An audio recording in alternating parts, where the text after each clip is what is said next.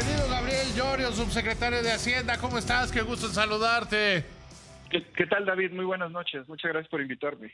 Oye, te veo que andas muy activo, así como en periodo de andar poniendo las noticias en orden, ¿no? Estamos dando, creo que, muy buenos resultados y los estamos dando a conocer. Ahora sí que déjame aplicarte esta de que sea tema libre y destaca tú los resultados, vas solito. Muy Ya te bien, iré muchas gracias. preguntando, querido amigo. No, muchas gracias. No, yo creo hoy presentamos el informe trimestral, es prácticamente un reporte sobre la situación de las finanzas públicas, la deuda, pero también lo acompañamos de una lectura económica, tanto internacional como local. Yo creo que lo que resaltaría es que México prácticamente está en línea para crecer 3% este año, que fue la estimación que hicimos el año pasado cuando presentamos el paquete económico 2023. La deuda sigue prácticamente estable y sin cambio. La tenemos actualmente en 45.8% del Producto Interno Bruto. Al inicio de la administración era 44.9%. Prácticamente la hemos mantenido estable. Esto lo está reconociendo, creo, de manera lo está reconociendo las agencias calificadoras y también los inversionistas. Hemos tenido ahí unas pequeñas desviaciones, sobre todo en los ingresos relacionados con IVA, que están más bien por temas de comercio exterior, y también los petroleros, que están valuados en dólares. Con la apreciación del peso, pues prácticamente hemos perdido ahí un flujo de ingresos. Sin embargo, lo hemos compensado con otros conceptos de ingresos como los no tributarios, el IEPS, el ISR. Pero en general el balance de las finanzas públicas está en línea con lo que se había proyectado para este año. De hecho, nuestro déficit disminuyó en 90,000 millones de pesos. Creo que, digamos, como un corte de la mitad de este año, las finanzas todas se mantienen en orden y están en línea para alcanzar las metas con las cuales se formuló el paquete económico 2023. Oye, en este sentido, las finanzas están en orden, van bien. ¿Cómo van a cerrar la administración, Gabriel? La administración ya hemos definido los objetivos tanto fiscales como financieros con el presidente. El presidente nos ha pedido una transición financiera ordenada y eso ha implicado que realicemos diversos ejercicios de refinanciamiento tanto en mercados internacionales como mercados locales para, por ejemplo, los vencimientos de 2025 de deuda, tanto internacional, externa como local o interna. La hemos reducido ya en 70%. La deuda como porcentaje del Producto Interno Bruto ya se definió, la tenemos que entregar en el mismo nivel que está actualmente. Entonces la política que se ha establecido es que no puede pasar del 50%. Y en ese sentido, los balances fiscales también tienen que estar en línea con estos objetivos de deuda como porcentaje del Producto Interno Bruto.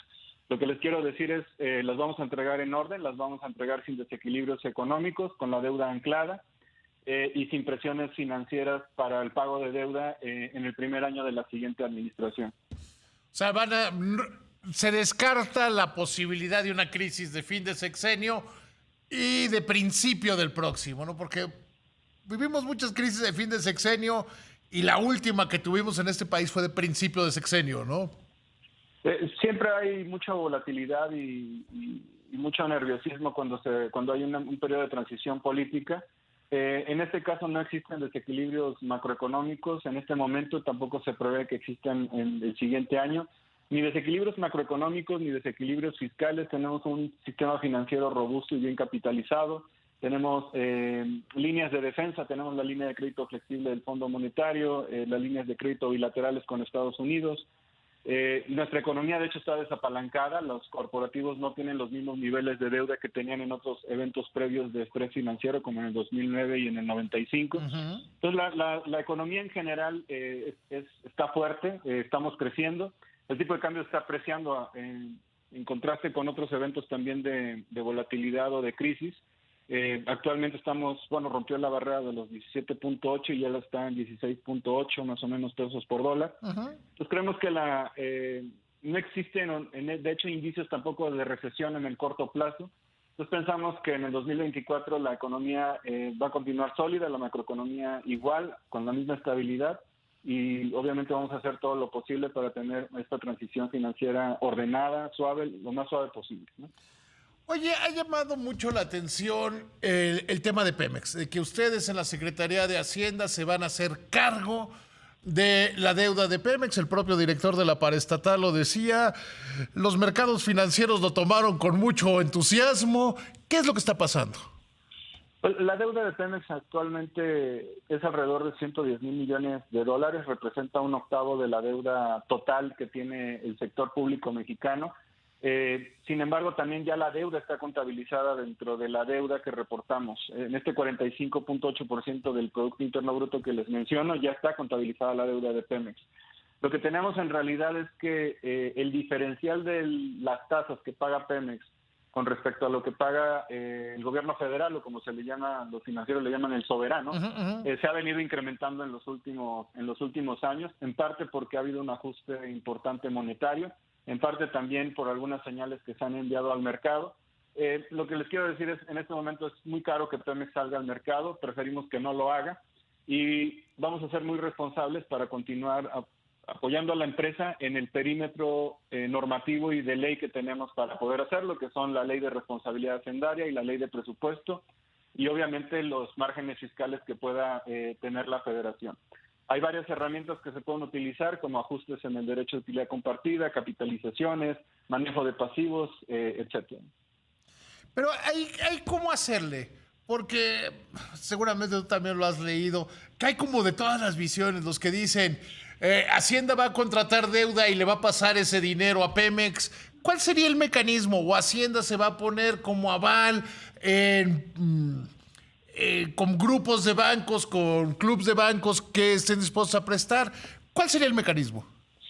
Bueno, ha habido siempre muchas ideas que han flotado en los medios y que han discutido algunos especialistas. La mayor parte de las ideas son buenas, digamos, se pueden ejecutar en los mercados. Más bien la restricción que tiene el gobierno mexicano para dar este tipo de apoyo o para poder ejecutar este tipo de propuestas está limitado por la ley.